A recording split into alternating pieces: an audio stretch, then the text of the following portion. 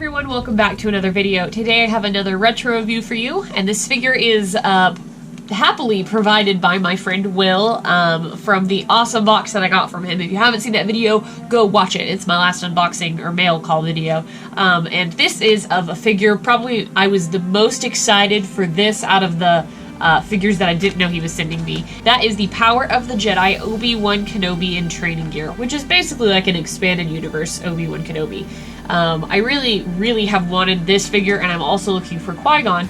I have the Darth Maul that goes with them, and they're really cool. Power of the Jedi is one of those lines that I don't have too many figures from. It was right after Episode 1 that they released this line, so they were trying to tie in the prequel trilogy, or just the Phantom Menace at the time, to the original trilogy, so you have this like Darth Vader, Obi-Wan little background. It is a green card that has some similarities to the Power of the Force 2 line in terms of that it's like green and yellow, but this one is Power of the Jedi. They're easily mistaken, just at first glance in my opinion. This one comes with the Jedi Force file card, which is cool. It gives you information over Obi-Wan, and it makes me laugh here. They've taken a picture of Obi-Wan, and it looks like they photoshopped this darker training gear on him. But I'm really excited to open up this figure. This is from Collection 2.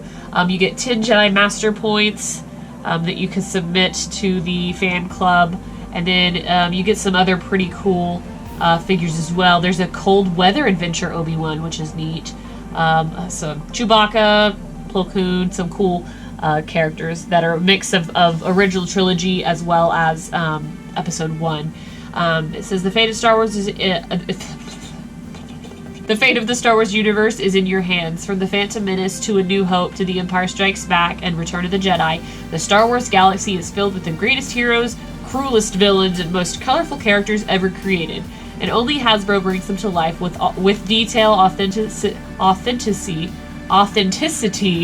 and fun. To see the full line of figures and vehicles, visit Vehicles, Creatures, and Playsets. Check out starwars.hasbro.com.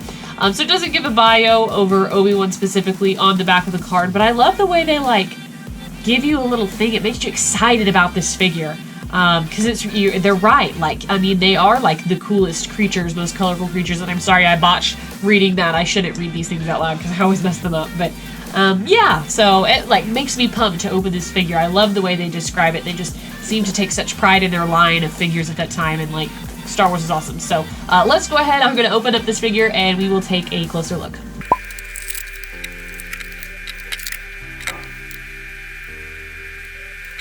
Alright, so here is the Obi-Wan out of the packaging, and before we go into him, I do want to show off his accessories.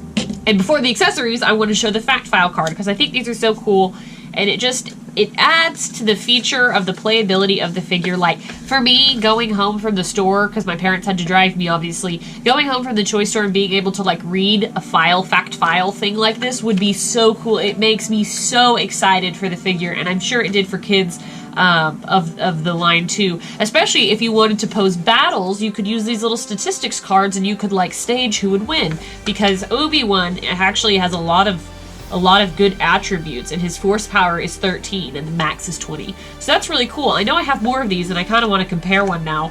It gives you skills, you get gear. This helmet that he comes with, which I'll show in a minute, is called the WJ-880 Blinding Helmet, which is basically what we see in A New Hope with Luke Skywalker and his training visor.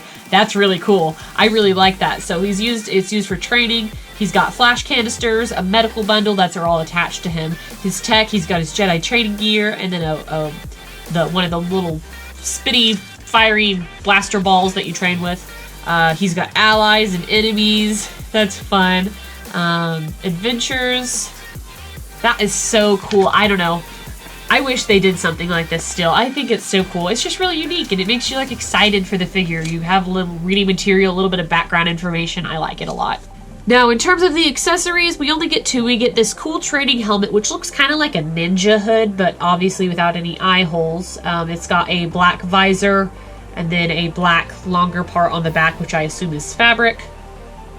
And I assume they designed it this way both to go with Obi-Wan's outfit and also to look different from the A New Hope training visor, but to, like, tie in the similarity. So that's nice. We'll see how it fits on his head. He also does come with a blue lightsaber, which would be accurate, and an unpainted hilt that looks pretty much like Obi-Wan's. There are some inaccuracies, but it is only silver, which is a little lackluster. The blade itself has some like excess. It's got flashing. I don't know if you can see it. It's got flashing around the blade, so it's got some extra plastic when they put it in the mold. That should have been cut off, but that's okay. You don't really notice it. Maybe, I don't even know if you can tell from the camera. In terms of the figure, just by looking at him, you can tell he's going to be one of them weird standers because he's got kind of an oddly posed set of legs. Not uncommon for the time. Based on the easy movement of his hip, I actually thought that you could squeeze his legs and he would do something because it almost feels like spring-loaded or something. But the face detailing is very clean, but it doesn't really look like Ewan McGregor. But it is a good, nice face detailing. Like the eyes are looking in the same direction. He does have a Jedi braid, a Padawan braid in his bun, and then the normal Obi-Wan haircut that you see during episode 1. And then, of course, his training gear, which is all black. It's basically like a black Jedi tunic. Looks really cool. I like the change-up of it. He's got some stuff on his belt on both sides. And then in terms of articulation, this arm moves straight up and down. And this arm moves up and down, and this elbow swivels, so that's nice, some different articulation. The hip swivels, the torso swivels, the thighs swivel as well, but there's no articulation in the knees or ankles, so that's going to limit you. And of course the head does move side to side. It's just a little bit hard to do. So let's go ahead and try him on with his helmet. Okay, so it doesn't go all the way over his head, but it does cover his eyes, which is the point of the exercise.